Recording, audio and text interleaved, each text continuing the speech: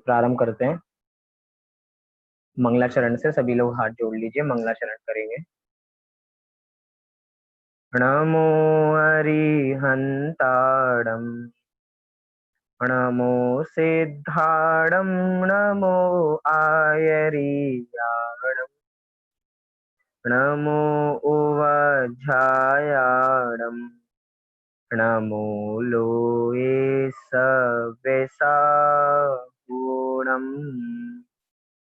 मंगलम भगवान वीरो मंगलम गौतमो गणी मंगलम कुंद कुंदाद्यो जैन धर्मोस्तु मंगलम। आत्मा ज्ञानम स्वयं ज्ञानम ज्ञानादन्यत् करोति किम परभावस्य कर्तात्मा मोहोऽयं व्यवहारिणाम् अज्ञानतिमिरान्धानां ज्ञानाञ्जनशलाकया चक्षुरुन्मीलितं येन तस्मै तस्मै श्री गुरुवे नमः। तस्मै श्री गुरुवे नमः। लघु जैन सिद्धांत प्रवेशिका, जिसके आधार से हमारी तत्व चर्चा विगत दिनों से चल रही है, उसी के अंदर एक बहुत सुंदर विषय कारण कार्य मीमांसा, और कारण कार्य मीमांसा के अंदर भी निमित्त नैमित्तिक, निमित्त उपादान, और निमित्त उपादान के अंदर भी हम किसको समझ रहे हैं? निमित्त उपादान में हम समझ रहे हैं निमित्त और नैमित्तिक को, कि निमित्त क्या होता है और नैमित्तिक क्या होता है। इसके बारे में हम विगत दिनों से चर्चा कर रहे हैं। एक बार हम उदाहरण देख लेते हैं निमित्त और नैमित्तिक का, कि निमित्त किसे कहते हैं और नैमित्तिक किसे कहते हैं, और फिर निमित्त नैमित्तिक संबंध किसे कहते हैं, इसके संबंध में हम जान लेते हैं। देखिए, निमित्त क्या था? निमित्त एक सेकंड पार्टी प्रोडक्ट है, एक तरीके से। कैसा है? Second party product. वो कुछ काम नहीं करता, मात्र वहां पे उपस्थित रहता है। कुछ काम नहीं करेगा, मात्र वहां पे उपस्थित रहता है, इतना ही उसका काम है। अर्थात जो स्वयं तो कार्य रूप परिणाम इतना ही होता, परंतु कार्य की उत्पत्ति में अनुकूल होने का जिसपे आरोप आता है, जिसपे आरोप आता है, उसे निमित्त कहा जाता है। ये निमित्त की परिभाषा। अब यहाँ पे नैमित्तिक क्या है? निमित्त की ओर से जब उसी कार्य को देखा जाएगा तो वो नैमित्तिक हो जाएगा। जिस विषय पे हम कल बात कर रहे थे, वो एक पुराना उदाहरण ले लेते हैं, फिर आगे जो इसमें उदाहरण दे रखे हैं उसकी चर्चा भी हम करेंगे। एक है कार्य, घड़े बनने रूपी कार्य। अब कार्य के पीछे दो कारण होते हैं, एक कारण होता है निमित्त कारण और एक कारण होता है उपादान कारण। तो निमित्त कारण कौन है? निमित्त कारण है घड़े को बनाने में कुम्हार, और उपादान कारण है घड़े को बनाने में मिट्टी। तो मिट्टी ने घड़ा बनाया और कुम्हार ने घड़ा बनाया, ऐसा कहा जाता है। इतनी बात ठीक है। अब क्या? अब जब कार्य को हम दो दृष्टियों से देख रहे हैं, तो क्यों ना हम उस कार्य को भी दो अलग अलग दृष्टि से देखें। मतलब कार्य के कारणों को दो प्रकार से देख रहे हैं। एक कार्य के पीछे दो कारणों को अलग अलग प्रकार से देख रहे हैं, तो क्यों ना हम उसी कार्य को भी दो अलग अलग प्रकार से देखें। तो जब हमारी दृष्टि निमित्त से जाएगी, मतलब निमित्त की ओर से जब हम उस कार्य को देखेंगे, तो वही कार्य नैमित्तिक कार्य हो जाएगा, और जब उपादान की ओर से देखेंगे तो वही कार्य उपादेय हो जाएगा। मतलब मिट्टी से घड़ा बना तो मिट्टी उपादान, और मिट्टी ने घड़ा बनाया तो जो घड़े बनने की क्रिया मिट्टी के द्वारा हुई है वो हो जाएगी उपादेय क्रिया। इन दोनों में क्या संबंध हो जाएगा? उपादान उपादेय संबंध। और जब हम कहेंगे कि किसने घड़ा बनाया? कुम्हार ने घड़ा बनाया, तो कुम्हार निमित्त, कार्य हुआ है घड़े बनने का, और कुम्हार की ओर से जब उस कार्य को देखेंगे तो वही कार्य नैमित्तिक हो जाएगा। और वास्तव में निमित्त नैमित्तिक कोई परतंत्रता का सूचक नहीं है कि कुम्हार ने बना दिया हो। मतलब कुम्हार तो मात्र वहां पे ज्ञापक कारण है। कैसा निमित्त कैसा कारण होता है? निमित्त की एक और परिभाषा आपको मिल सकती है। निमित्त कैसा कारण? ज्ञापक कारण होता है, अर्थात मात्र ज्ञान कराता है कि उस समय कौन कौन वहां पे उपस्थित था, इसलिए उसे ज्ञापक कारण के नाम से भी जाना जाता है। आइए एक बार हम इसको अपनी लघु जैन सिद्धांत प्रवेशिका के माध्यम से भी इसकी परिभाषा को देख लेते हैं और अपना विषय पूरा स्पष्ट कर लेते हैं। आप सब लोग पेज नंबर 33 निकाल लीजिए, उस 33 नंबर पे 145 नंबर का प्रश्न कि निमित्त नैमित्तिक संबंध किसे कहते हैं। क्या प्रश्न? निमित्त नैमित्तिक संबंध किसे कहते हैं? तो उत्तर क्या लिखा उसको पढ़ते हैं। जब उपादान स्वतः कार्य रूप परिणमता है, तब भाव रूप या अभाव रूप किस उचित निमित्त कारण का उसके साथ संबंध है, यह बताने के लिए उस कार्य को नैमित्तिक कहते हैं। अर्थात किसको? निमित्त को, मतलब उस कार्य को, जिस कार्य में कोई ना कोई चीज उसके साथ जुड़ी हुई है, उसको नैमित्तिक यहाँ पे कहा जा रहा है। फिर से देखिए, जब उपादान स्वतः कार्य रूप परिणमता है, मतलब उपादान तो अपनी उपादानगत योग्यता से परिणमन कर रहा है, उस समय क्या हो रहा है? उस समय अर्थात तब क्या हो रहा है? तब भाव रूप या अभाव रूप। ये क्या होता है? भाव रूप या अभाव रूप। तो ये हमने निमित्त के दो भेद पढ़े थे, आप सबको याद होंगे। हमने बहुत सारे भेदों में एक भेद ये भी आया था, सद्भाव रूप निमित्त और अभाव रूप निमित्त। सबको याद आ गया कि अभाव रूप निमित्त और सद्भाव रूप निमित्त कैसे था? तो यहाँ पे उसी की चर्चा कर रहे हैं कि तब भाव रूप या अभाव रूप, मतलब कि सद्भाव रूप और अभाव रूप किस उचित निमित्त कारण का उसके साथ संबंध है। किसके साथ?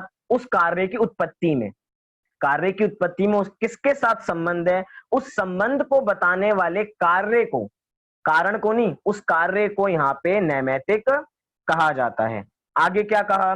इस तरह से भिन्न पदार्थों के, क्या कह रहे हैं? इस तरह से भिन्न पदार्थों के इस स्वतंत्र संबंध को निमित्त नैमित्तिक संबंध कहते हैं। सीधा बात स्पष्ट कर दी कि पदार्थ तो भिन्न है, कुम्हार एक अलग वस्तु है, घड़ा एक अलग वस्तु है। अब इन दोनों में जो संबंध बैठेगा, वास्तव में तो दो अलग अलग वस्तु हैं, तभी कह रहे हैं इस तरह से भिन्न पदार्थों में। भिन्न हो गए, अभिन्न माने एक। मिट्टी और घड़ा अपने में अभिन्न है, एक है, अलग अलग नहीं है। मिट्टी घड़े से अलग नहीं है, घड़ा ही मिट्टी है, मिट्टी ही घड़ा है, कोई डिफरेंस नहीं है। इसलिए कारण कार्य वहां पे एक है, वो भिन्न भिन्न पदार्थ नहीं है। लेकिन कुम्हार एक भिन्न है और घड़ा एक भिन्न है। तो कह रहे हैं इस तरह से भिन्न पदार्थों के इस स्वतंत्र संबंध को, संबंध भी कैसा? स्वतंत्र संबंध है, कुछ करना नहीं पड़ता, कुछ प्रयास नहीं करना पड़ता।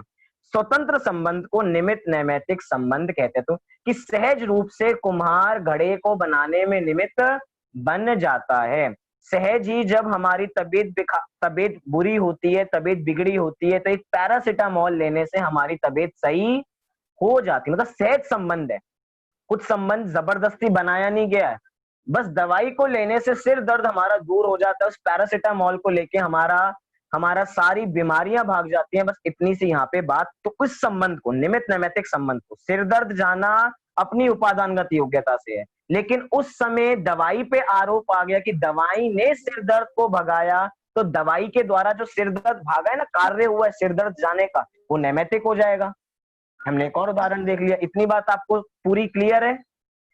बोलिए प्रणय जी, आपको कुछ प्रश्न है?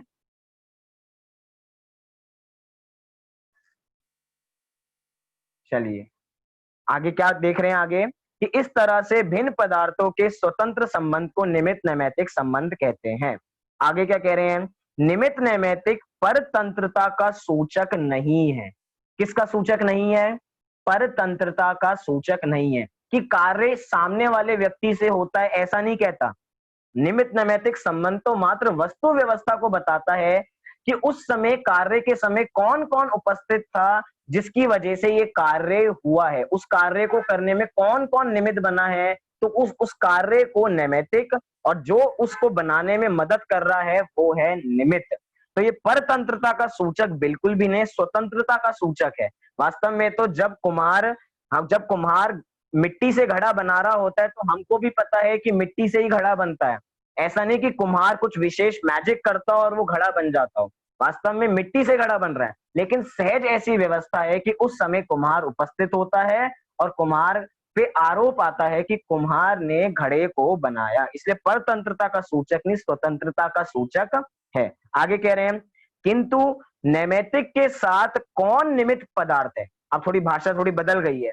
किंतु नैमित्तिक के साथ कौन निमित्त रूप पदार्थ है, उसका ज्ञान अवश्य कराता है। क्योंकि अब हम घड़ा, मैं कहूं कि हमें घड़ा लेना है, तो कहां से लेंगे हम घड़ा? कहां से लेंगे घड़ा? कुम्हार के पास से ही घड़ा लेंगे।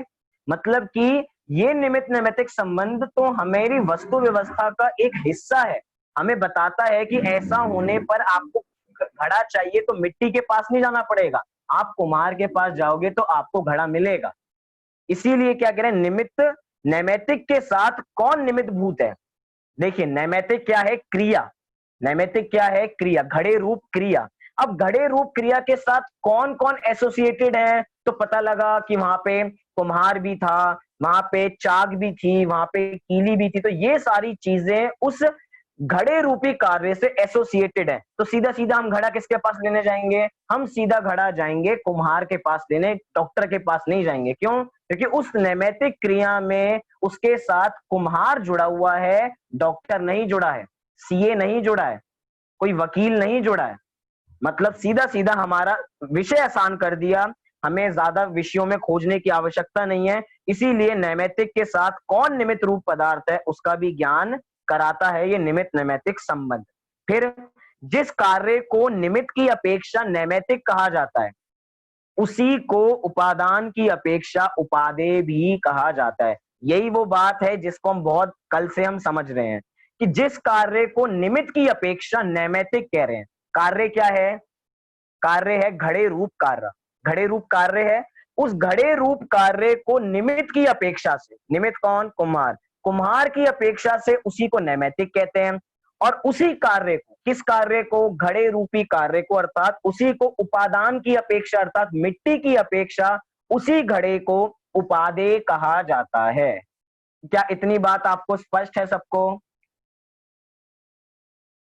निमित्त नैमित्तिक संबंध में? पंकज जी आपको क्लियर है ये बात, ये पूरी निमित्त नैमित्तिक संबंध से? मोक्ष, बहुत लोगों की वीडियो पॉज हो चुकी है, इसकी वजह से मुझे आप लोग दिखाई नहीं दे पा रहे हो। जो जो आप सबको क्लियर है? भैया जी, जैसे ये आपने कल सेंटेंस दिया था, मैंने पानी पिया, तो इसमें पिया उपादान है, पानी उपाधि है, मैं निमित्त हूँ और मैंने पानी पिया नैमित्तिक हो गया। इस तरह से होगा क्या? देखिए जब भी हम कोई भी सेंटेंस दे उसको सबसे आसान तरीका बताना क्या होता है, सबसे पहले आप कार्य को देखिए। मैंने पानी पिया, तो कार्य पानी पिया, कार्य क्या है? पिया, पानी पीना, पिया, पिया, पानी हाँ, पीना कार्य है एक। हाँ, अब पानी हाँ, पीने के पीछे दो कारण हो सकते हैं। दो कारण कौन से होंगे? आपको भी ऐसे ही बताना है, जब भी मैं कोई सेंटेंस दूं तो ऐसे ही घटाएंगे तो हमें भी पूरा घटता चला जाएगा। कभी हमें दूसरों से पूछने की आवश्यकता नहीं पड़ेगी क्या ये सही है। इस तरीके से, इस वे से घटाएंगे तो बिल्कुल सही घटेगा। तो दो कारण है, निमित्त और उपादान पानी पीने में। तो निमित्त कौन है? मैं। और उपादान कारण क्या है? उसकी तत्समय की योग्यता। अब तत्समय की योग्यता से उस कार्य को देखेंगे तो वो उपादेय हो जाएगा, और मैंने पी अर्थात निमित्त की ओर से उस कार्य को देखेंगे तो वही कार्य नैमित्तिक हो जाएगा। इतना सरल सी बात है। तो इतना आप सबको विषय? हाँ जी बोलिए। जैसे मैंने बताया तो वो सही बताया ना, ये पूछना चाह रही मैं। हाँ जी आपने सही बताया बिल्कुल। चलिए आगे बढ़ते हैं। इतनी बात आप सबको क्लियर है कि जिस कार्य को निमित्त की अपेक्षा नैमित्तिक कहा है उसी को उपादान की अपेक्षा उपादेय कहा जाता है। आगे यहाँ पे चार अलग अलग उदाहरण दे रहे हैं अलग अलग ग्रंथों के, जिसके आधार से हम ये समझ सकते हैं निमित्त नैमित्तिक संबंध कैसा होता है। पहले के तीन उदाहरण तो बहुत सरल हैं, लेकिन चौथा उदाहरण थोड़ा कठिन पड़ सकता है, लेकिन उसके बावजूद भी हम समझने का पूरा पूरा प्रयास करेंगे। अगर तीन अच्छी तरह समझ में आ गए तो चौथा भी आसानी से समझ में आ जाएगा। आप पेज पलट लीजिए, पेज नंबर 34, उसी पे चार दे रखे हैं, अलग अलग ग्रंथों के रेफरेंस के साथ समझा रखा है। आइए देखते हैं। सबसे पहला निमित्त नैमित्तिक संबंध के उदाहरण बता रहे हैं कैसे घटते हैं। पहला है केवल ज्ञान नैमित्तिक है और लोकालोक रूप सब गे निमित्त हैं। कुछ पहले इतना स्पष्ट कर लीजिए सेंटेंस क्या है, पहले सेंटेंस को अपने माइंड में बसा लीजिए, उसके बाद हम घटाना प्रयास करेंगे। केवल ज्ञान नैमित्तिक है और लोकालोक सब गे क्या है? निमित्त है। अर्थात नैमित्तिक क्या होती है? नैमित्तिक तो एक क्रिया होती है, नैमित्तिक को हम क्रिया कार्य के रूप में देखते हैं, अर्थात अब एक कार्य के पीछे के दो कारण है। क्या कारण है? निमित्तिक एक कार्य है, अब उस नैमित्तिक रूपी कार्य के पीछे दो कारण, निमित्त और उपादान। अब यहाँ पे नैमित्तिक रूपी क्रिया कौन सी है? केवल ज्ञान। क्या है? केवल ज्ञान। अब उसके पीछे के दो अलग अलग कारण, एक निमित्त कारण और एक उपादान कारण। निमित्त कारण क्या है? तो निमित्त कारण कह रहे हैं लोकालोक सब रूप गे, कि लोकालोक रूप सब गे को जानते हैं तो केवल ज्ञान है। वास्तव में उपचार की भाषा है, क्योंकि निमित्त नैमित्तिक संबंध भी बहुत औपचारिक संबंध होता है, कोई वास्तविक संबंध नहीं होता है। इसीलिए तरीके से केवल ज्ञान का कारण बता रहे हैं कि सब लोकालोक को जानते हैं। अर्थात हम परिभाषा देखते हैं ना, हम आपसे सर्वज्ञ की परिभाषा पूछते हैं तो आप सर्वज्ञ की परिभाषा क्या बताते हो? क्या यही बताते हो? जो लोक अलोक के सभी पदार्थों को एक साथ एक समय में जानते हैं उन्हें सर्वज्ञ कहते हैं, उसे केवल ज्ञान कहते हैं। ऐसी परिभाषा हम बताते हैं। मतलब ये परिभाषा हमने निमित्त के जरिए बताई है। किसके जरिए बताई है? निमित्त को आधार बना के ये हमने परिभाषा बनाई। क्यों? क्योंकि वास्तव में तो भगवान अपनी आत्मा को जानते हैं, निश्चय से अपनी आत्मा को जानते हैं, व्यवहार से पर पदार्थों को जानते हैं, और पर पदार्थ में सारा लोक अलोक आता है। तो केवल ज्ञान की उत्पत्ति रूपी जो कार्य है उसके पीछे का कारण लोकालोक को जानना निमित्त रूप से, और उपादान की ओर से उसकी तत्समय की योग्यता। उपादान कारण उसकी तत्समय की योग्यता कि अब उनको केवल ज्ञान प्रकट हो चुका है। ऐसी पर्याय आनी थी कि अब गुणस्थान बदला, 12वें से जैसे 13वें गुणस्थान में आए, अब उनको केवल ज्ञान प्रकट हो चुका, अब वो सब कुछ जानते हैं। अनंतर पूर्व क्षणवर्ती पर्याय का व्यय हुआ, वो कारण हो गया, और अनंतर पूर्व क्षणवर्ती पर्याय गई है, अब उसके पीछे कोई तो कार्य होगा, तो केवल ज्ञान रूपी कार्य वहां पे हो गया। तत्समय की योग्यता से केवल ज्ञान हो गया था उपादान। अब उपादान की ओर से उस केवल ज्ञान को देखेंगे तो वो उपादेय हो जाएगा, और जब निमित्त अर्थात सर्वज्ञों की ओर से उस केवल ज्ञान को देखेंगे तो वही केवल ज्ञान नैमित्तिक हो जाएगा। इतनी बात सबको स्पष्ट है? बहुत सरल सी बात है। जैसे हमने कुम्हार पे घटाया था वैसे यहाँ पे घटाना है। कहाँ का उदाहरण दिया? प्रवचन सार गाथा 26 की टीका में अमृत चंद्राचार्य ने ऐसा प्रयोग वहां पे निमित्त नैमित्तिक संबंध के रूप में किया है। वास्तव में तो वहां पे वस्तु व्यवस्था का वर्णन है प्रवचन सार में, तो जहाँ पे केवल ज्ञान का स्वरूप बताया गया है, अपनी आत्मा का केवल ज्ञान स्वभावी भगवान आत्मा का वर्णन किया वहां पे, लेकिन उसमें निमित्त नैमित्तिक संबंध के माध्यम से आचार्यों ने वहां पे उदाहरण दिया है, कुंद कुंद आचार्य ने। इतनी बात हमें स्पष्ट हुई? चलिए अगला उदाहरण देखते हैं। अगले से तो हमें सारा ही विषय क्लियर हो जाएगा। कैसे क्लियर हो जाएगा? देखिए दूसरा उदाहरण कहाँ का है? आत्मानुशासन के श्लोक नंबर 10 की टीका का। कहाँ का? आत्मानुशासन ग्रंथ श्लोक 10 की टीका का। क्या दे रहे हैं हम? सम्यक दर्शन नैमित्तिक है और सम्यक ज्ञानी के उपदेश आदि निमित्त है। चलिए कौन इसमें घटा सकता है? बहुत सरल है, मैं तो आपको बाद में बता ही दूंगा। कौन प्रयास करना चाहेगा इसमें बताने में? यहाँ पे कह रहे हैं नैमित्तिक क्या है? नैमित्तिक है सम्यक दर्शन, और उसमें निमित्त कौन है? जिनके माध्यम से हमें उपदेश मिला है। कोई घटाना चाहेगा इसमें? निमित्त नैमित्तिक संबंध कैसे घटेगा?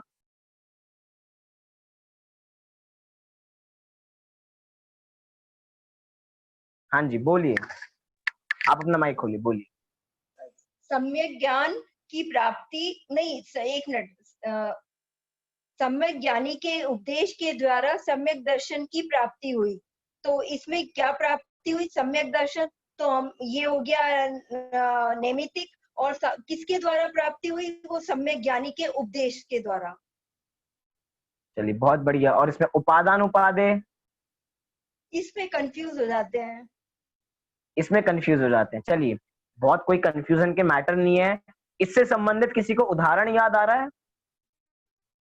शेर की पर्याय में कुछ याद आया हो? थोड़ा हिंट दिया मैंने। शेर की पर्याय में सम्यक दर्शन, दो मुनिराज ऊपर से आए थे, दो रिद्धिधारी चारण रिद्धिधारी मुनिराज ऊपर से आए और शेर की पर्याय में उसको सम्यक दर्शन हुआ, तो बाहर से उपदेश मिला। देखिए अब कार्य क्या है, पूरे हम एनालिसिस करते हैं कि सम्यक दर्शन नैमित्तिक है और दो उपदेश देने वाले निमित्त है। कैसे है? कार्य क्या हुआ है? कार्य हुआ है सम्यक दर्शन रूपी कार्य। अब सम्यक दर्शन रूपी कार्य हुआ है तो कारण तो उसके पीछे अवश्य होगा ही होगा।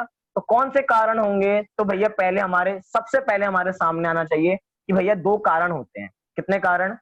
दो कारण। कौन कौन से दो कारण? एक निमित्त कारण और एक उपादान कारण। निमित्त कारण, उपादान कारण। उपादान कारण क्या है?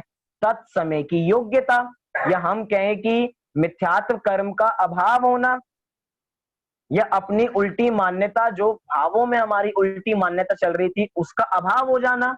अब वो सम्यक, जो श्रद्धा अभी तक उल्टी थी वही श्रद्धा सम्यक रूप परिणमन कर जाना। वो अनंतर पूर्व क्षणवर्ती पर्याय का व्यय, कि मिथ्यात्व अवस्था का व्यय हुआ और सम्यक अवस्था का उत्पाद हुआ। तो सम्यक, सम्यक की उत्पत्ति वो कार्य है, और उसके पीछे का क्षणिक उपादान नंबर एक, क्षणिक उपादान नंबर एक क्या कहता है? अनंतर पूर्व क्षणवर्ती पर्याय का व्यय, तो मतलब मिथ्यात्व अवस्था का व्यय। तो ये हो गया अपना उपादान। निमित्त कौन हो गया? उसी समय जब ये सब कुछ कार्य हो रहा था, उसी समय दो चारण रिद्धिधारी मुनिराज ऊपर से आए और वे शेर को उपदेश दे रहे थे। तो शेर को सम्यक दर्शन में निमित्त कौन बना? तो निमित्त बने वो दो मुनिराज। कौन बने? वो दो मुनिराज। अब जब उपादान की ओर से सम्यक दर्शन को देखेंगे, उपादान तो अपनी अपनी योग्यता थी, अब अपनी योग्यता की ओर से हम उस सम्यक दर्शन रूपी कार्य को देखेंगे तो वो कार्य उपादेय हो जाएगा। और जब दो मुनिराजों की दृष्टि से अर्थात निमित्त की दृष्टि से सम्यक दर्शन रूपी कार्य को देखेंगे तो वही कार्य क्या बन जाएगा? वही कार्य नैमित्तिक कार्य बन जाएगा। कार्य तो एक ही है, उपादेय कार्य भी एक ही है, नैमित्तिक कार्य भी एक ही है, सम्यक दर्शन कार्य तो एक ही है। लेकिन जब निमित्त की अपेक्षा कहेंगे तो वही कार्य नैमित्तिक बन जाता है, और जब उसे ही उपादान की ओर से देखेंगे तो वही कार्य उपादेय बन जाएगा। क्या इतना उदाहरण में स्पष्ट है? सबको ये समझ में आ गया? बोलिए मोक्ष। यही बता रहा भैया। मैं उस उदाहरण को फिर से एक बार दोहराना चाहता हूँ। चलिए, बहुत बढ़िया। भैया जो सम्यक ज्ञानी ने जो उपदेश दिया और जो उससे सम्यक दर्शन हुआ, तो उसमें तो सम्यक दर्शन हो गया हमारा कार्य, और वो हो गया फिर हमारा नैमित्तिक, और जो उसमें निमित्त बने वो होगा हमारा सम्यक ज्ञानी, और उपादेय हो गए हमारा सम्यक दर्शन, और उपादेय हो गए हमारे तत्समय की योग्यता। तत्समय की योग्यता, बहुत बढ़िया। एक बार मोक्ष के लिए जोरदार तालियां बजाएं। बहुत बढ़िया बताया मोक्ष ने। अब इतनी सी बात हम और यहाँ पे ध्यान रखें, कितनी सरल सी बात है। निमित्त से कार्य नहीं होता तो नैमित्तिक भी कुछ उसमें करता नहीं है, क्योंकि निमित्त नैमित्तिक एक स्वतंत्र संबंध है। क्या, अब यहाँ पे थोड़ी एनालिसिस कीजिए। क्या दो मुनिराजों ने सम्यक दर्शन कराया शेर को? दो मुनिराजों ने कहा कि अब तुम्हारा सम्यक दर्शन करने का समय आ गया है।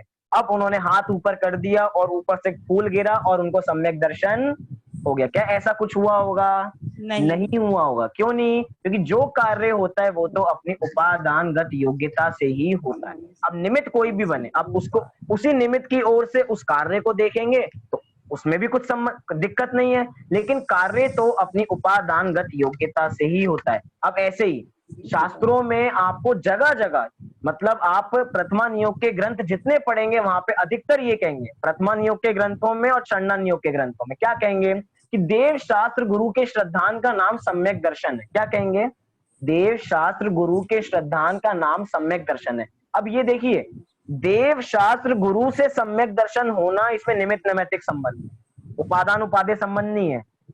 मतलब कि देव शास्त्र गुरु आपको सम्यक दर्शन करा देंगे, ऐसी बात नहीं है। अगर कराना होता तो मारीची को सम्यक दर्शन क्यों नहीं करा दिया? मारीची को सम्यक दर्शन करा देते आदिनाथ भगवान, उनके घर में सारे महान ज्ञानी थे, लेकिन देव शास्त्र गुरु सम्यक दर्शन कराते नहीं है, वे उसमें निमित्त बनते हैं। और निमित्त भी कब बनेंगे? जब कार्य की उत्पत्ति होगी तब बनेंगे। कार्य तो हमें ही करना पड़ेगा, मतलब हम बच नहीं सकते ये कि हम किसी की शरण में चले जाएंगे और किसी की शरण में जाके हमें बहुत, हमारे साथ कुछ अच्छा हो जाएगा, ऐसा कुछ होने वाला नहीं है। जो किया है हमें खुद ही करना पड़ेगा। इसलिए देव शास्त्र गुरु से सम्यक दर्शन होता है, बिल्कुल व्यवहार की भाषा है, बिल्कुल उपचार की भाषा है। कि शास्त्रों में आएगा कि व्रतों को अंगीकार करने से मोक्ष होता है। क्या कहा जाएगा? व्रतों को अंगीकार करने से मोक्ष होता है। समझना क्या, कौन सा संबंध है? निमित्त नैमित्तिक संबंध है। इतना मतलब कि इस निमित्त नैमित्तिक संबंध को पढ़ के हमारी भ्रांति टूटनी चाहिए। क्योंकि जो कार्य होता है वे अपनी उपादानगत योग्यता से होता है। उसके अंदर व्रतों ने कुछ नहीं किया, लेकिन व्रत उसमें निमित्त बने थे, और निमित्त की ओर से जब उस मोक्ष मार्ग रूपी कार्य को देखा जाएगा तो उसको नैमित्तिक कह दिया जाएगा। लेकिन कार्य तो अपनी उपादानगत योग्यता से ही होता है। जब अपने पुरुषार्थ जागेगा, जब हम अपने कर्मों का क्षय अपने पुरुषार्थ के माध्यम से करेंगे, तभी हम कुछ कर सकते हैं। और बड़ी बात कि अरहंत भगवान ने 4 कर्मों का अभाव कर दिया है। आपने वाक्य सुना कि अरहंत की परिभाषा क्या होती है? जिन्होंने 4 घाती कर्मों का अभाव कर दिया है। अब 4 घाती कर्मों का अभाव अरहंत भगवान ने कर दिया, इसमें भी निमित्त नैमित्तिक संबंध ही है। कुछ आपको क्लियर हो रहा है? मतलब जितने भी हमने अरहंत की परिभाषा देखी कि सिद्ध भगवान ने 8 कर्मों का नाश कर दिया है। क्या सिद्ध भगवान 8 कर्मों से लड़ने गए थे कि एक तलवार निकाली हो और वे लड़ने चले गए हो? ऐसा तो कुछ नहीं हुआ था। वो तो मस्त अपनी आत्मा में ही थे, अपनी आत्मा में ही लीन थे। बाहर में जो जो कार्य हो रहा था वो स्वयं होता जा रहा था। अब आरोप क्या आया? आरोप कर्मों पे आ गया कि कर्मों की अवस्था पूरी हो गई थी, तो जैसे कर्म छूट गए तो वे सिद्ध बन गए। वास्तव में अपने पुरुषार्थ से वे सिद्ध बने हैं। तो अरहंतों ने 4 कर्मों का अभाव कर दिया है और सिद्धों ने 8 कर्मों का अभाव कर दिया। इसमें भी निमित्त नैमित्तिक संबंध ही है। कोई घटा सकता है इसके अंदर निमित्त नैमित्तिक संबंध? कि सिद्ध भगवान ने 8 कर्मों का अभाव कर दिया है, इसमें निमित्त नैमित्तिक संबंध कौन घटा सकता है?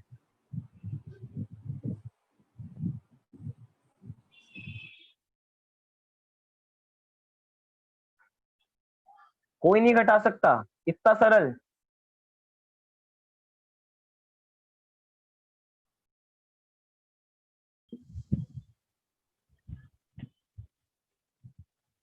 बोलिए मोक्ष। भैया मैं बताने का थोड़ा सा प्रयास करना चाहता हूँ बस। हाँ कीजिए प्रयास। भैया जो ये सेंटेंस है तो उसमें जो सिद्ध भगवान है उसमें वो निमित्त है, उसमें वह स्वयं निमित्त है, क्योंकि और जो 8 कर्म है 8 कर्म है वह नैमित्त है, और वही कार्य है क्योंकि उनका ही घात हुआ है।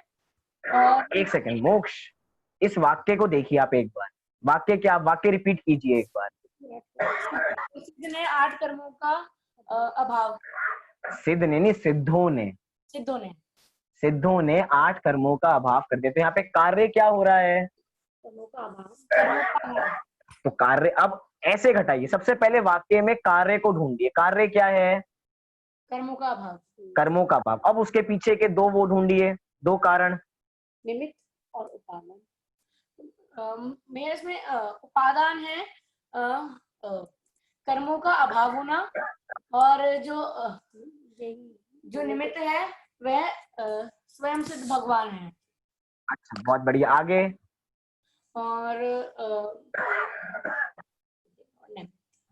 भी इसमें फिर आगे है निमित्त है जो वो है, वो उसमें भी वो वही कर्मों का अभाव। मोक्ष अब तो हाथी निकल गया, बस उसकी पूंछ बची है। निमित्त के साथ निमित्त की बात करो, उपादान के साथ उपाधि की बात करो। कर्मों का अभाव कार्य हुआ वो उसमें नैमित्तिक है और सिद्ध भगवान निमित्त होंगे, और उपादेय हुआ कर्मों का अभाव होना और उस उपादेय होगा तत्समय की योग्यता। चलिए बहुत बढ़िया। मतलब कि कार्य तो 8 कर्मों का अभाव ही हो रहा है, उसी में निमित्त कौन है? सिद्ध भगवान। तो सिद्ध भगवान ने 8 कर्मों का अभाव किया, तो इसमें कौन सा हो गया? निमित्त नैमित्तिक संबंध घट गया। और उपादान उपादेय संबंध कि उनकी तत्समय की योग्यता थी कर्मों का जाना, तो कर्म चले गए। आयु कर्म पूरा हो गया तो आयु कर्म घट चला गया, तो सारे कर्म चले गए। अब तो एक चला गया, तो क्योंकि बाकी की स्थिति भी उसके जैसी हो जाती है, लेवल बराबर, तो सारे गए कर्म। मतलब इतनी सी बात है कि इन सब वाक्यों में भी जब हम सारी चीजें पढ़ें, जब हम आगे शास्त्रों को पढ़ें, तो सब वाक्यों में ये ध्यान रखें कि कौन निमित्त है, कौन नैमित्तिक है, कौन उपादान है और कौन उपादेय है। इतनी बात ध्यान रखेंगे तो शास्त्रों को पढ़ने में और विशेष आनंद आएगा। आगे क्या है? तीसरा पॉइंट, अगला, सिद्ध दशा नैमित्तिक है और पुद्गल कर्म का अभाव निमित्त है। वही जो अभी हमने देखा, अभी हमने इसी के बारे में देखा कि सिद्ध दशा तो नैमित्तिक है और पुद्गल कर्म का अभाव यहाँ पे निमित्त है। कार्य क्या हो रहा है? अब कार्य यहाँ पे हमने तो कर्मों की अपेक्षा देखा था, अब यहाँ पे थोड़ी सी अपेक्षा बदल दी। अब यहाँ पे नैमित्तिक क्रिया हो गई है सिद्ध बनना। अभी हमने कार्य देखा था, कर्मों का अभाव होना वो कार्य था, अब कार्य बदल गया, अब कार्य हो चुका है सिद्ध बनना। अब सिद्ध बनने के पीछे के दो अलग अलग कारण, सिद्ध बनने, सिद्ध रूपी कार्य के पीछे के दो कारण, निमित्त और उपादान। निमित्त कौन है? निमित्त है 8 कर्मों का अभाव होना।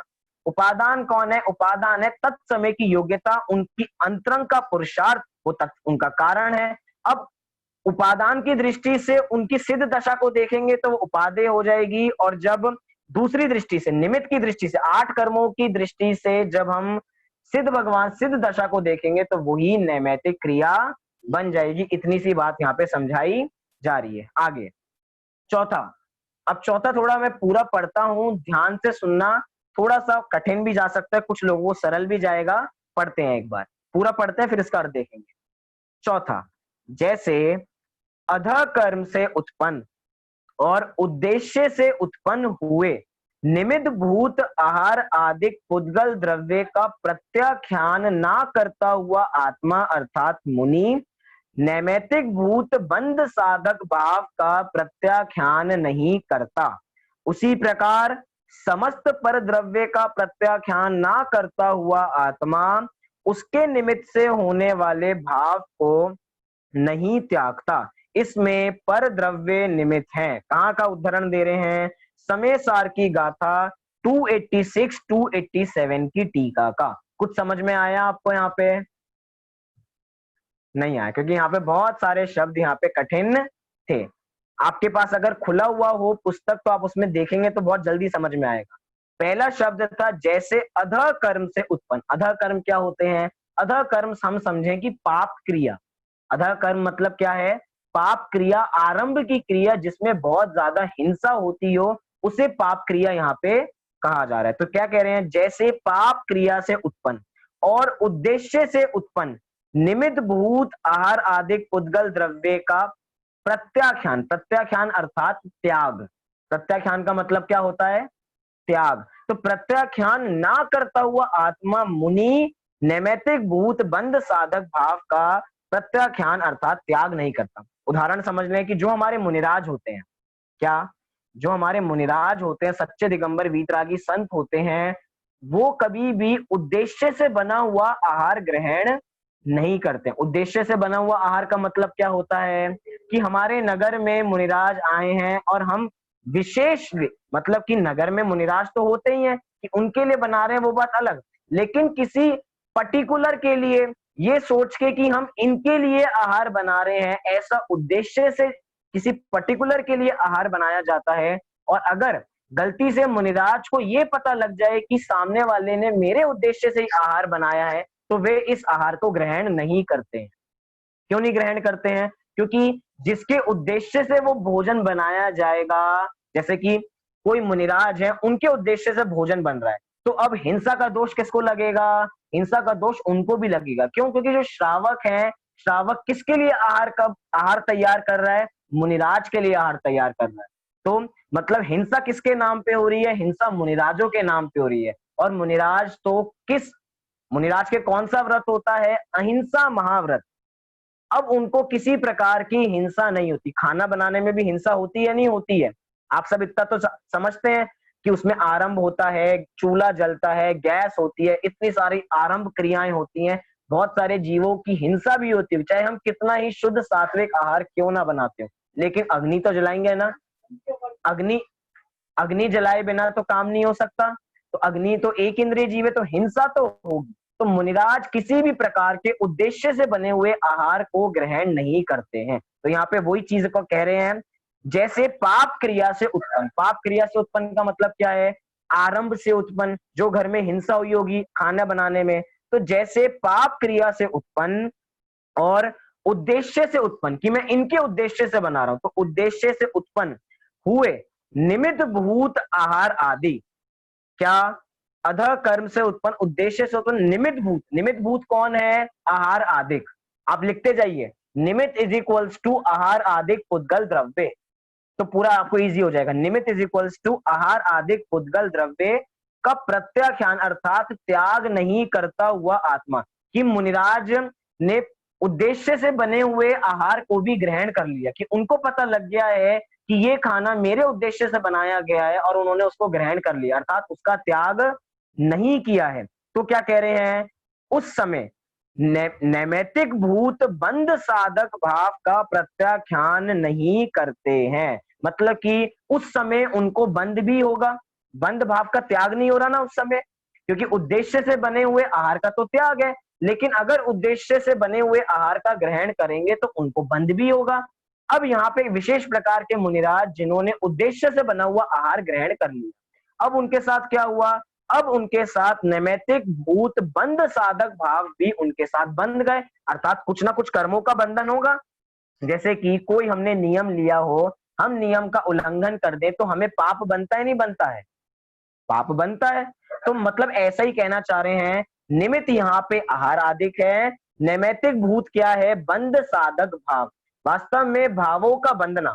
नैमित्तिक क्रिया क्या है, नैमित्तिक क्रिया है बंध भाव, जो हृदय में बंध भाव उत्पन्न हुए अर्थात बंधन के भाव उत्पन्न हुए, वो है कार्य। अब उस कार्य के पीछे दो कारण है, एक उपादान कारण और एक है निमित्त कारण। निमित्त कारण कौन है, वो आहार आदिक क्रिया, वो आहार आदिक जो उद्देश्य से बनाया हुआ है वो है निमित्त। और उपादान कौन है, उस बंध भाव की तत्समय की योग्यता की वो बंध भाव उस समय उत्पन्न होना था तो वो उत्पन्न होके रहेगा ही, तो वो उपादान।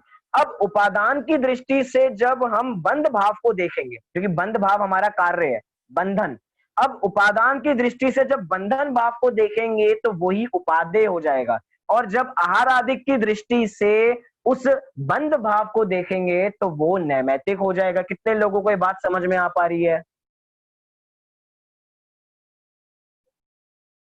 किसी एक को भी आई ये बात समझ में, नहीं आई?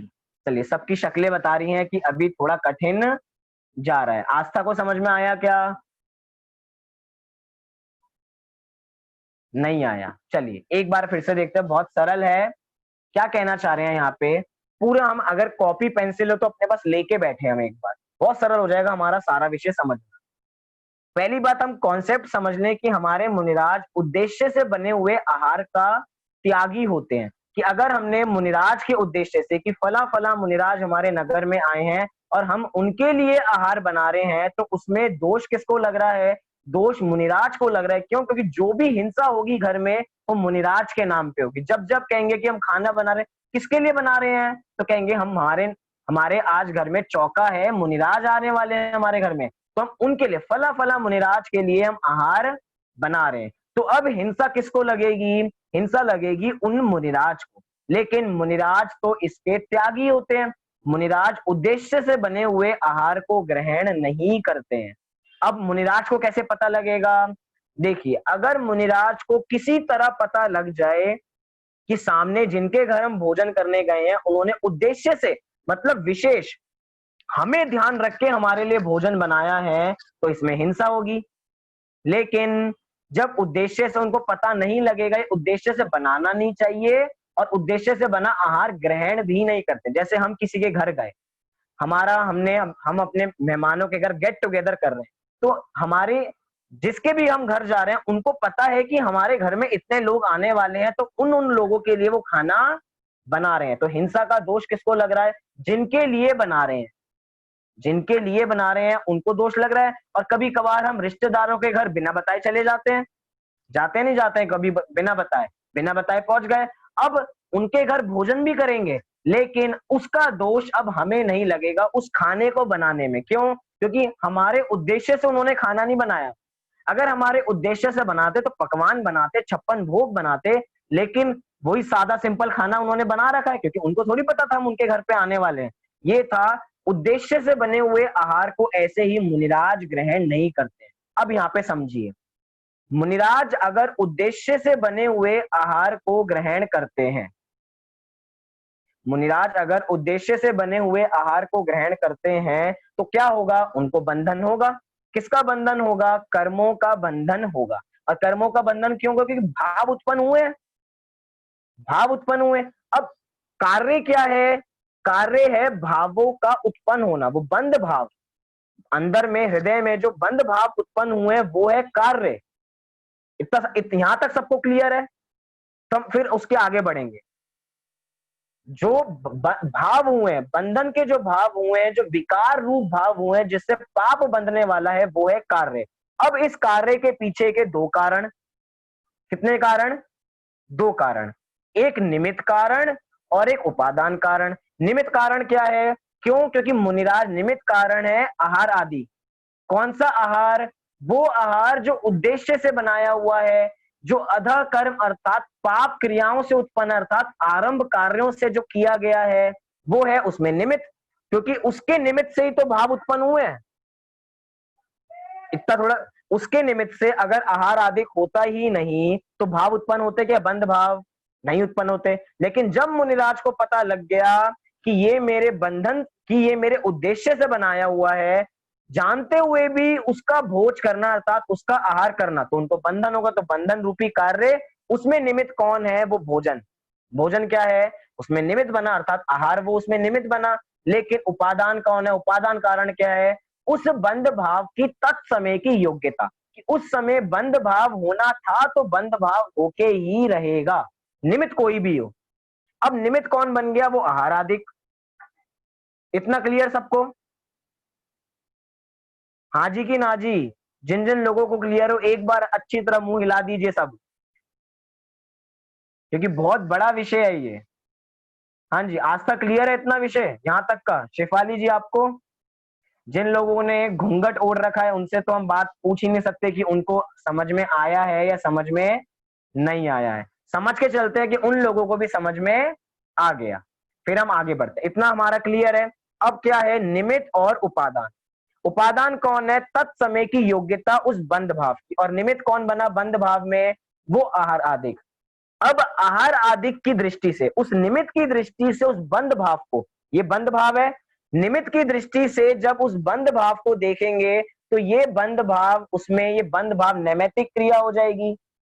और जब उपादान की ओर से अर्थात तत्समय की योग्यता जो कारण है, उससे हम इस बंध भाव को देखेंगे तो यही कार्य उपादेय हो जाएगा। इतनी बात सबको क्लियर? हाँ जी कि ना जी? कौन इतनी बात को बता सकता है? जब जब बताने की बात आती है, सब पहले तो सब हाँ हाँ कर देते हैं, लेकिन जैसी बताने की बात आती है कोई नहीं कहता कि पहले हम बताएंगे। शेफाली जी प्रयास करना चाहिए, बोलिए। भैया, आहार आदि जो कार्य हुआ है, जो उनके निमित्त से एक तरह से आहार बना है, वो निमित्त होगा। भावों का बनना। एक सेकंड, आप बिल्कुल सही बता रहे हैं, लेकिन जैसे हम बता रहे हैं ना, सबको और ज्यादा क्लियर हो जाएगा। सबसे पहले आप कार्य बताइए, कार्य क्या हो रहा है? विकार भाव। विकार भाव। भोजन करने के भाव उठे हैं मन में, वो कार्य हुआ। भोजन करने के भाव विकार भाव नहीं है, उद्देश्य से बना हुआ आहार को ग्रहण करने का भाव। हाँ। वो लगाना पड़ेगा, बहुत गलत हो जाएगा नहीं तो। ठीक है भैया। हाँ जी, कार्य क्या है अब? कार्य भैया भाव, विकार भाव, जो उद्देश्य से बने भोजन को करने के जो विचार भाव उठे हैं। हाँ जी, ये हुआ कार्य हमारा।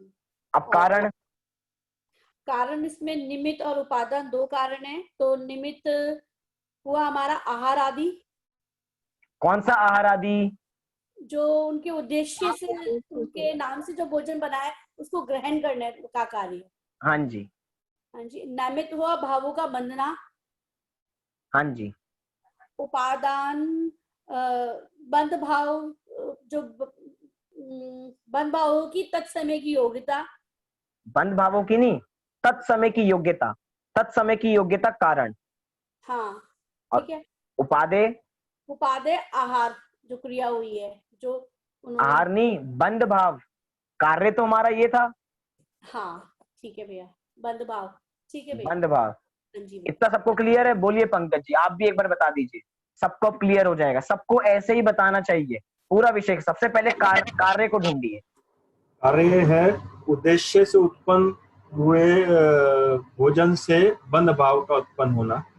तो बंध भाव हमारा कार्य, बंध भाव कार्य हो गया। और उसमें निमित्त है उद्देश्य से उत्पन्न भोजन, मतलब आराधिक उद्गल द्रव्य, वो हमारा निमित्त हो गया। और उपादान है तत्समय की योग्यता। और उपादेय भी बंध भाव। मतलब जब उपादान से उस कार्य को देखेंगे बंध भाव को तो वे उपादेय कहलाएगा। हाँ जी, आगे। और निमित्त की अपेक्षा से जब उस बंध भाव को देखेंगे तो नैमित्तिक कहलाएगा। नैमित्तिक कहलाएगा। चलिए, सबको ये क्लियर है? सबको समझूं कि ये सारा ये जितना भी कॉन्सेप्ट है वो क्लियर है? भैया जी बताएं एक बार। हाँ जी, आप भी बताइए एक बार। उद्दिष्ट जो आहार है उसके करने के जो भाव हुए वो बंध भाव हुआ। बंध भाव क्या है? उद्दिष्ट आहार का ग्रहण करने के भाव। हाँ जी, वो बंध भाव क्या है? कार्य है, कारण है? वो कार्य है। हाँ जी, अब दो कारण बताइए पीछे के। अब इसके दो निमित्त और उपादान कारण नहीं है, तो उसमें उपादान कारण हुआ कि जो आहार करने की क्रिया हुई उपादान कारण है, उपादान कारण है। आहार करने की क्रिया नहीं, तत्समय की योग्यता। हाँ, तत्समय की योग्यता जो है उपादान कारण है। और हाँ जी, उसी में फिर उपादेय हो जाएगा जो तत्समय भाव हुए क्रिया निमित्त जो बनी है उसको ग्रहण किया, वो उपादेय कारण हो गया आहार करने का। हाँ जी, तत्समय की योग्यता रूपी कारण से हमने उस बंध भाव को जब देखा तो वो बंध भाव ही उपादेय हो जाएगा। हो गया। हाँ जी, और उसी में फिर बंध भाव की जो क्रिया हुई है ना, अब निमित्त कौन है इसमें? निमित्त है उद्दिष्ट आहार का ग्रहण करना। हाँ जी, और जब उद्दिष्ट आहार की ओर से हम उस बंध भाव को देखेंगे तो वो नैमित्तिक हो जाएगा। तो नैमित्तिक हो जाएगा वो। चलिए, इतना सबको क्लियर है? आपको पता है हम सब ने इतनी यहाँ पे मेहनत की इस उदाहरण को समझने के लिए। ये तो उदाहरण दे रहे हैं यहाँ पे खुद ही, आगे तो अभी सिद्धांत बचा है। अभी तो सिद्धांत को समझाने के लिए आचार्यों ने ये उदाहरण दिया, अभी सिद्धांत किसे समझना बची है। बोलिए बोलिए मोनिका जी, आपको कुछ प्रश्न है?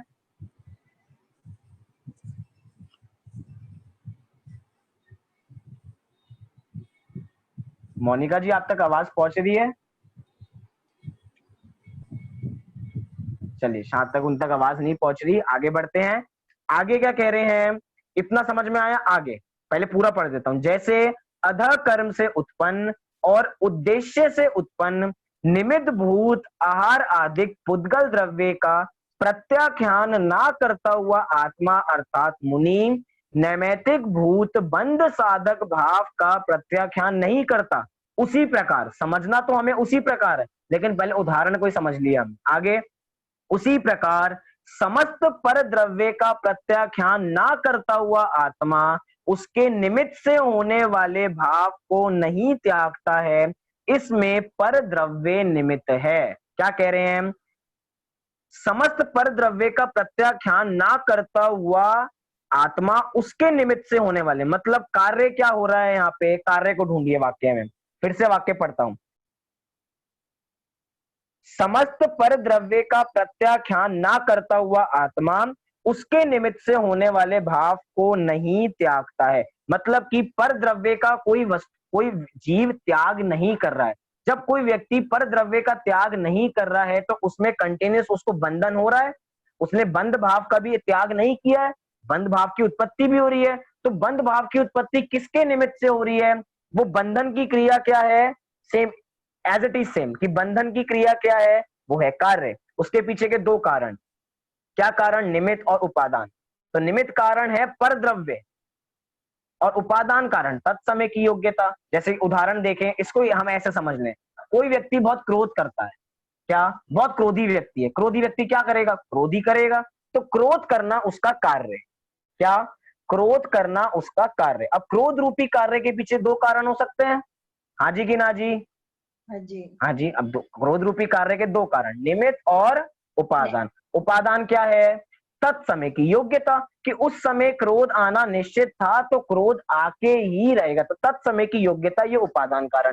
निमित्त कारण कौन? कि सामने वाले ने मुझे गाली दे दी। निमित्त कौन है? सामने वाले ने मुझे गाली दे दी। अब सामने वाले ने मुझे गाली दी है, इसकी वजह से मुझे क्रोध आया। सामने वाले की गाली की वजह से क्रोध रूपी कार्य को देखेंगे तो क्रोध रूपी कार्य नैमित्तिक। और जब तत्समय की योग्यता से हम देखेंगे, तत्समय की योग्यता से उस क्रोध रूपी कार्य को देखेंगे तो वो उपादेय हो जाएगा। ऐसी बात कह रहे हैं यहाँ पे भी, कोई जीव पर द्रव्य का त्याग नहीं करता है, कोई जीव पर द्रव्य का त्याग नहीं करता है तो उसको निरंतर बंध होगा। तो बंधन रूपी कार्य है, उसमें निमित्त पर द्रव्य है, निमित्त की ओर से जब बंधन रूपी कार्य को देखेंगे तो नैमित्तिक हो जाएगा। तत्समय की योग्यता जो उपादान कारण है उससे बंधन की क्रिया को देखेंगे तो वो उपादेय हो जाएगा। इतनी सी बात है। तो ये हमने सब समझा। कहाँ लिखा ये? समय सार की गाथा 286 और 287 की टीका में। आप सबके घर में समय सार ग्रंथ अवश्य होगा, ये मैं सब पक्का समझ के मानता हूं। एक बार जरूर अपने घरों में वो समय सार ग्रंथ को खोल के देखे कि वहां कहाँ लिखा है आचार्यों ने। अभी तो हमने यहाँ पे इन शब्दों में पढ़ा, आचार्यों की मूल भाषा में पढ़ेंगे तो और विशेष आनंद आएगा, संस्कृत में पढ़ेंगे तो और मजा आएगा और आनंद आएगा। फिर उससे भी ज्यादा जाएं, कुंद कुंद आचार्य ने प्राकृत की भाषा में लिखा तो और आनंद आएगा, क्योंकि आचार्यों की भाषा में समझने में और ज्यादा विशेष आनंद आता है। तो इतना आपको विशेष स्पष्ट हुआ निमित्त नैमित्तिक संबंधित। भैया समय सार की कौन सी टीका बताइए, एक बार बता दीजिए। समय सार की आत्मख्याति टीका। चलिए, आपको अब निमित्त नैमित्तिक, मैंने तो सोचा था कि आगे के प्रश्न भी हम देखेंगे, आज हम मिथ्यात्व को भी समझेंगे, लेकिन कुछ नहीं होता, तत्समय की योग्यता ऐसी थी इसलिए कार्य ऐसा ही होना था। अभी आपको निमित्त और उपादान से संबंधित कोई प्रश्न हो तो आप अभी पूछ लीजिए, लेकिन विषय अभी बहुत है, लेकिन हम यहीं पे इसी विषय को रोकते हैं और आगे अपने विषय को बढ़ाएंगे। अभी कोई प्रश्न इससे संबंधित हो तो आप पूछ लीजिए।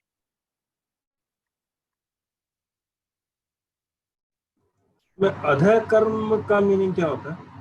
अधः कर्म मतलब पाप क्रिया, मतलब आरंभ की क्रिया, आरंभ अर्थात हिंसा की क्रिया जिसमें बहुत ज्यादा अनर्थ कार्य होता हो, ये बहुत ज्यादा हिंसा होती है। खाने को बनाने में बड़ी हिंसा होती है, उचित जितनी हिंसा होती है, हिंसा तो होती ही है, तो वो पाप क्रिया है।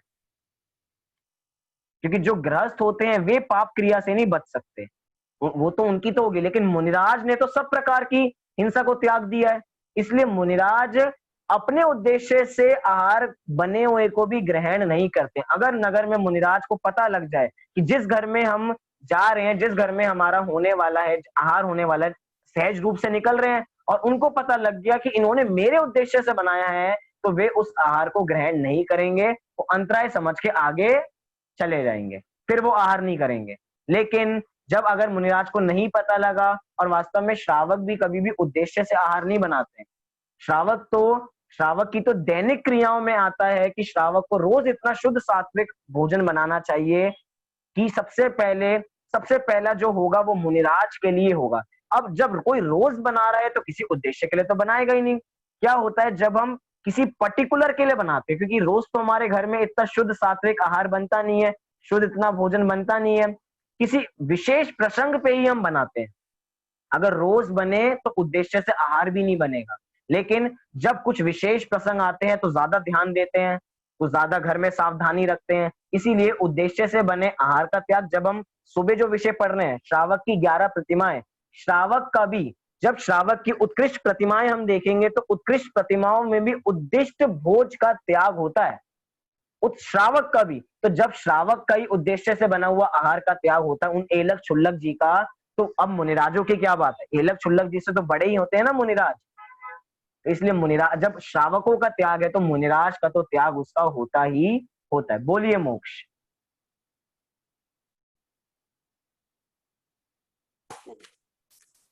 मेरे कोई डाउट नहीं है। कोई डाउट नहीं। चलिए, आपको कोई भजन नहीं मिला निमित्त और उपादान से संबंधित इस बार? मैं बोलता हूँ एक बार।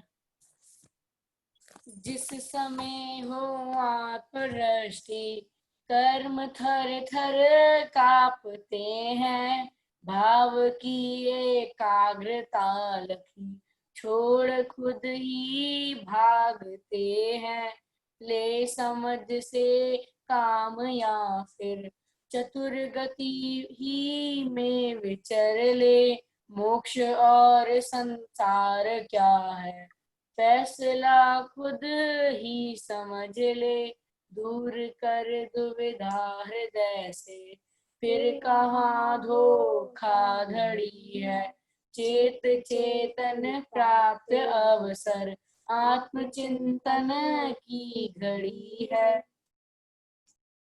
बहुत बढ़िया भजन। इसमें भी निमित्त उपादान आ गया।